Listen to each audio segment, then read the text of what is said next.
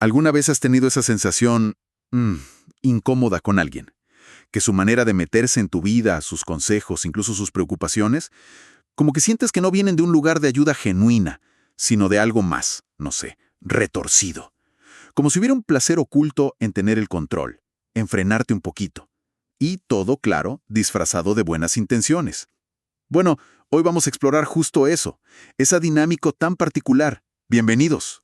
Hoy nos vamos a sumergir en una serie de análisis de registros internos que vienen de lo que sus autores llaman el Proyecto Alma. Este proyecto, por lo que entendemos de las fuentes, se dedica a mapear esas dinámicas emocionales sutiles, esos patrones colectivos que muchas veces ni notamos. Y vamos a usar también conceptos y herramientas de algo que llaman el método Serlat. Parece ser como un conjunto de enfoques prácticos, ¿no?, que salen de esas observaciones de alma. La idea es ayudar a la autoconciencia a tomar decisiones más claras. Entonces, nuestra misión en esta charla es como desentrañar una frecuencia muy específica que identifican estos estudios. Le llaman interferencia emocional por placer de control.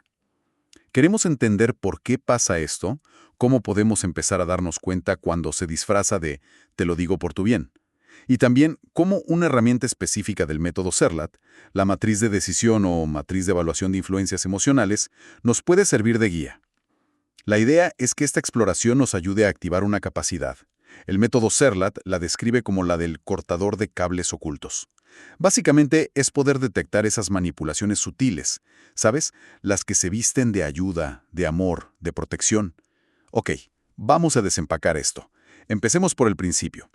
Esta interferencia emocional por placer de control, ¿qué significa en la práctica? O sea, ¿cómo se ve, cómo se siente en el día a día? Pues, en términos prácticos, significa encontrarse con personas que intervienen activamente en las decisiones, en los caminos, incluso las emociones de otros. Pero su motivación principal, ojo, no es el bienestar de la otra persona. La motivación real, según estos análisis, es una satisfacción interna. Es como un subidón psicológico que les da a sentir que influyen, que desvían o que, bueno, directamente frenan el proceso de alguien más. Es una forma de poder relacional, digamos. Suena un poco perturbador pensarlo así. ¿Y qué impulsa esa necesidad? ¿De dónde viene ese deseo de controlar por placer? ¿Qué dicen los registros de alma? Pues fíjate, lo fascinante aquí, según estos documentos, es que a menudo esta conducta es una manifestación de lo que llaman un ego herido o una sensación muy profunda de estancamiento personal. Nace, y esto es paradójico, de una incapacidad percibida para avanzar ellos mismos, como se sienten bloqueados o quizás inferiores en su propio camino, encuentran un sentido distorsionado, ¿sabes? Una especie de compensación. Y la encuentran en influir o detener el avance de los demás. Las raíces pueden ser varias, ¿eh? Un sentimiento de inferioridad no reconocido, por ejemplo, o una necesidad de control externo para llenar un vacío interno, o incluso a veces un deseo inconsciente que podría ser algo como, si yo no puedo estar bien o no puedo lanzar, pues prefiero que tú tampoco lo hagas. Es, en esencia, una proyección de la propia frustración. No es un intento genuino de ayudar, de apoyar de verdad. Entiendo la lógica interna, aunque sea, disfuncional. ¿Y cómo se manifiesta esto concretamente?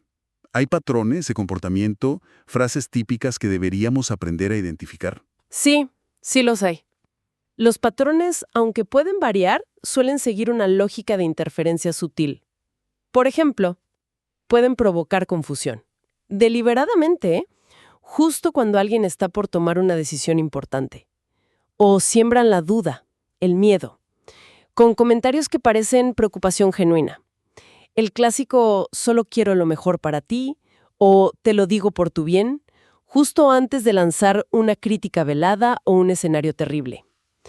Y en casos más extremos, puede llegar a un sabotaje sutil, como olvidarse de pasar un mensaje importante, dar información errónea sin querer, crear pequeños obstáculos que simplemente entorpecen los planes del otro. Y mencionabas antes que la recompensa para esta persona no es sentirse bien por haber ayudado, sino algo distinto.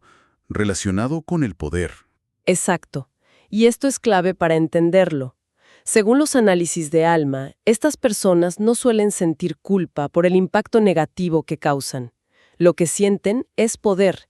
Experimentan una falsa sensación de importancia, de relevancia, al pensar cosas como, gracias a mí, cambió de opinión, o menos mal que intervine, porque así no avanzó en esa dirección equivocada. Y esto conecta con una idea central que aparece mucho en estos estudios. El ego no siempre busca tener la razón. A veces solo quiere sentir que controla la realidad del otro. Es una forma muy, muy particular y francamente bastante vacía de intentar sentirse vivo o significativo a través del impacto en los demás. Esto que describes sobre el placer en el control me hace pensar, ¿este patrón se relaciona con otras dinámicas que el proyecto Alma ha identificado? Recuerdo haber leído en las notas sobre algo llamado manipulación como escudo del miedo. Suena conectado, pero quizás la motivación es distinta, ¿no? Es una conexión muy importante, sí, y una distinción útil. La manipulación como escudo del miedo describe un escenario diferente. Aunque a veces los comportamientos puedan parecer similares por fuera, aquí la persona manipula quizá cambiando versiones de las cosas, victimizándose todo el tiempo, culpando a otros, retirando el afecto como castigo. Pero no lo hace principalmente por el placer de dominar, lo hace por un pánico que está debajo, pánico a perder el control interno, a enfrentar miedos profundos como el rechazo, la soledad, el abandono, el fracaso. Los registros de alma se refieren a esto como el lenguaje del miedo no enfrentado. No es tanto una búsqueda activa de poder sobre el otro, sino una defensa desesperada contra la propia vulnerabilidad. Hay una frase muy potente en esas fuentes que lo resume bien. No todo lo que parece control es poder. A veces es solo un corazón que no sabe pedir ayuda. Qué matiz tan importante. O sea, no todo es búsqueda de poder. A veces es miedo disfrazado. Y siguiendo con las conexiones, también mencionan algo sobre las dinámicas de grupo. El sabotaje colectivo hacia el que se atreve. ¿Cómo encaja eso aquí? Esa dinámica se enfoca más en el nivel grupal, ¿sabes? Puede ser una familia, un equipo de trabajo, un círculo de amigos. Describe cómo, cuando un miembro del grupo empieza a salirse del molde, a crecer, a tener éxito, a diferenciarse mucho, el resto del sistema puede reaccionar con un rechazo sutil, a veces inconsciente. Es como si hubiera un acuerdo tácito de mantener cierto nivel y quien lo supera, pues incomoda. El mensaje implícito, que rara vez se dice, es algo así como, si tú te elevas demasiado, nos expones, nos haces sentir incómodos con nuestro propio lugar o tememos que nos dejes atrás. A menudo la raíz es el miedo colectivo, miedo a la comparación o al cambio del status quo.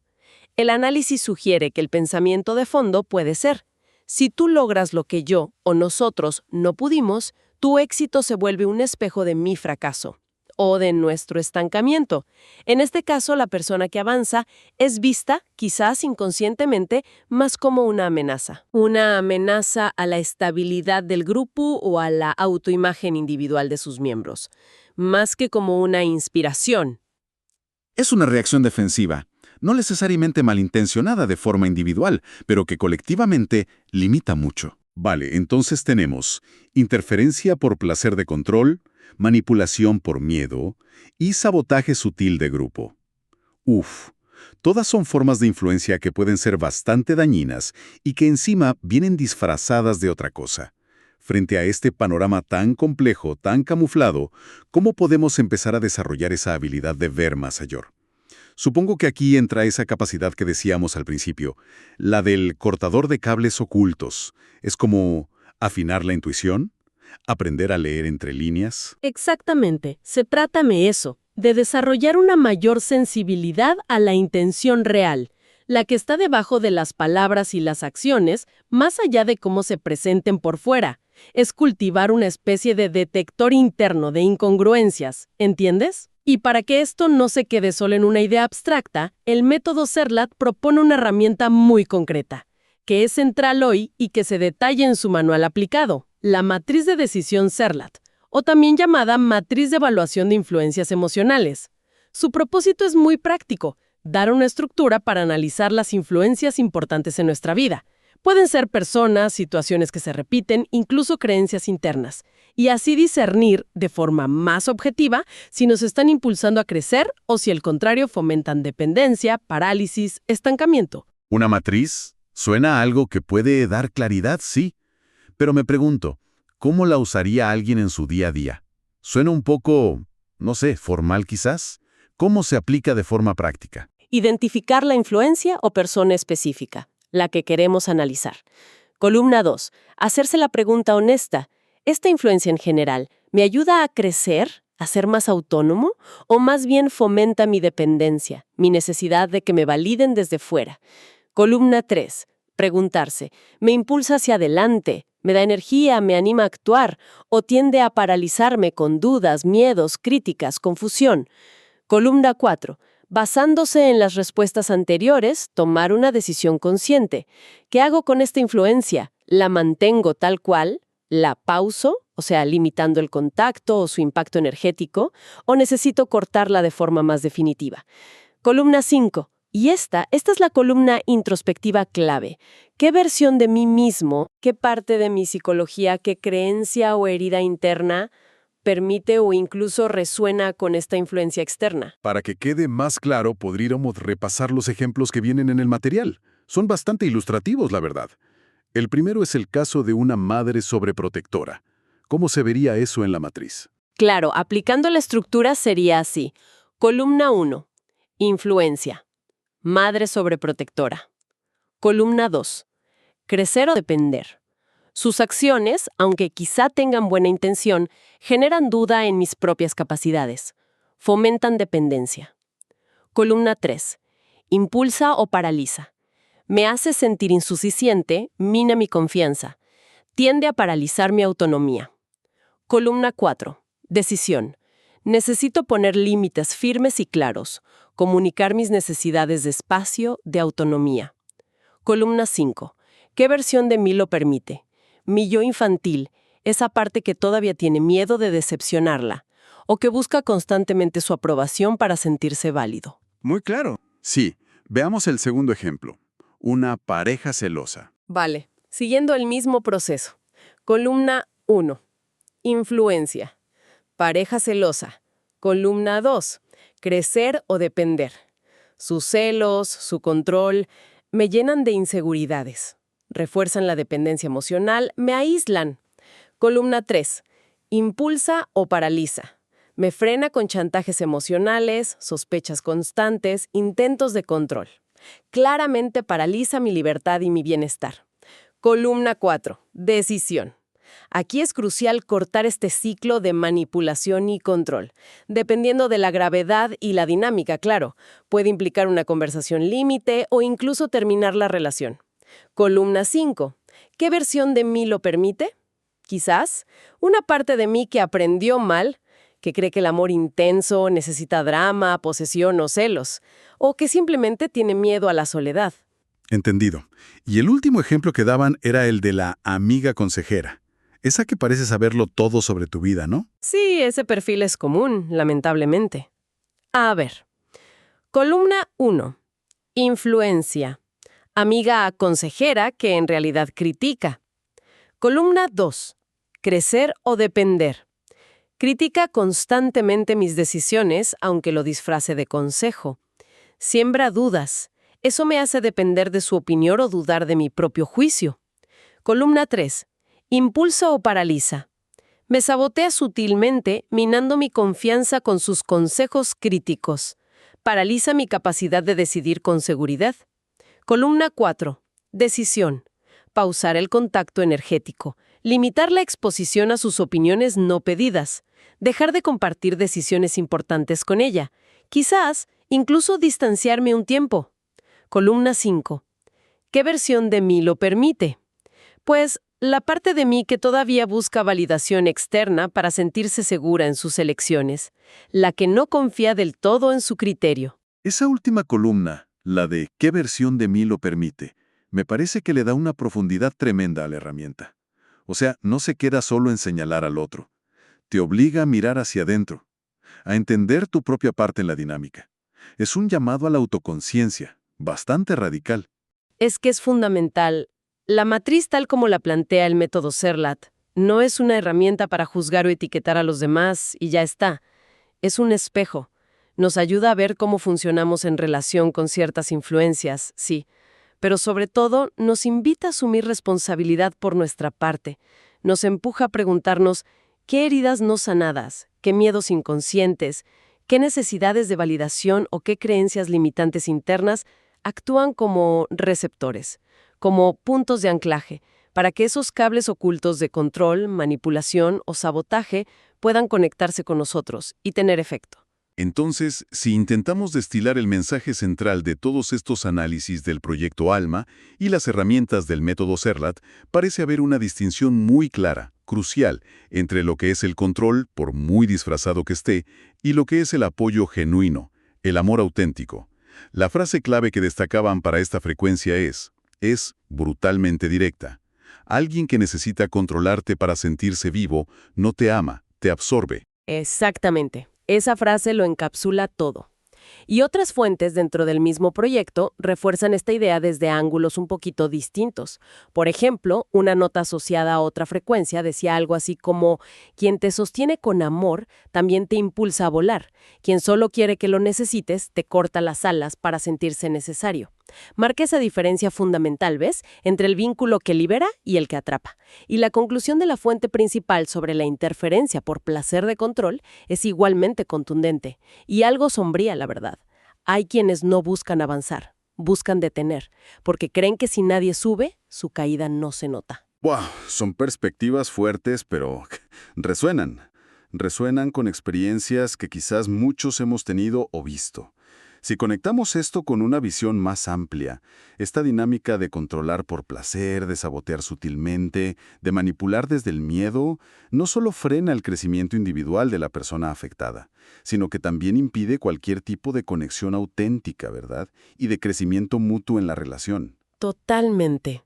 Genera entornos relacionales tóxicos, basados en transacciones ocultas, en miedo, en competencia velada, en una necesidad constante de defenderse o justificarse. Impide crear espacios de confianza genuina, de expansión compartida, de apoyo real, desinteresado. Por eso, el primer paso, según estos enfoques, es precisamente reconocer estas dinámicas, sacarlas a la luz de la conciencia. Solo desde ahí se puede empezar a elegir diferente y a construir relaciones más sanas, más nutritivas. Entonces, resumiendo un poco, ¿qué significa todo esto? Podríamos decir que la interferencia en la vida de otros, incluso cuando se viste de preocupación o consejo, a menudo tiene sus raíces en el vacío interior, en el miedo no resuelto o en la necesidad de control de quien interfiere. No siempre es una maldad consciente calculada, pero el efecto sobre quien la recibe puede ser igual de limitante de desgastante. Aprender a reconocer el patrón, a sentir la intención real detrás del disfraz, es el primer paso, fundamental para empezar a liberarse. Y herramientas como la matriz de decisión Serlat nos dan una forma estructurada, práctica, para evaluar objetivamente estas influencias y tomar decisiones más conscientes sobre qué y a quién permitimos en nuestro espacio vital y energético. Quizás, para dejar una reflexión final, algo que invite a seguir explorando esto a nivel personal, podríamos plantear esto. Tal vez el mayor acto de discernimiento, el verdadero corte de cables ocultos, no consiste solo en identificar la interferencia externa, la manipulación o el control que viene de otros. Quizás el desafío más profundo y la llave maestra para una liberación duradera está en reconocer y trabajar con aquellas partes nuestras propias heridas no sanadas, nuestros miedos más arraigados, nuestras necesidades insatisfechas de validación, nuestras creencias limitantes sobre nosotros mismos o sobre las relaciones, que de manera inconsciente invitan, permiten o resuenan con ese control externo, volviendo a esa potente quinta columna de la matriz. ¿Qué cables internos? ¿Qué versiones heridas o desactualizadas de nosotros mismos necesitan ser atendidos, sanados o cortados primero para que dejemos de ser un puerto de anclaje para esas dinámicas externas que nos limitan? Una pregunta poderosa, sí, y que sin duda invita a una introspección profunda. Esta conversación es solo una ventana a las comprensiones y herramientas que parecen estar emergiendo del proyecto ALMA y el método Serlat. Espacios dedicados, según sus creadores, a continuar explorando estas fuerzas sutiles que moldean nuestra realidad interna y nuestras interacciones. Gracias por acompañarnos en este análisis detallado.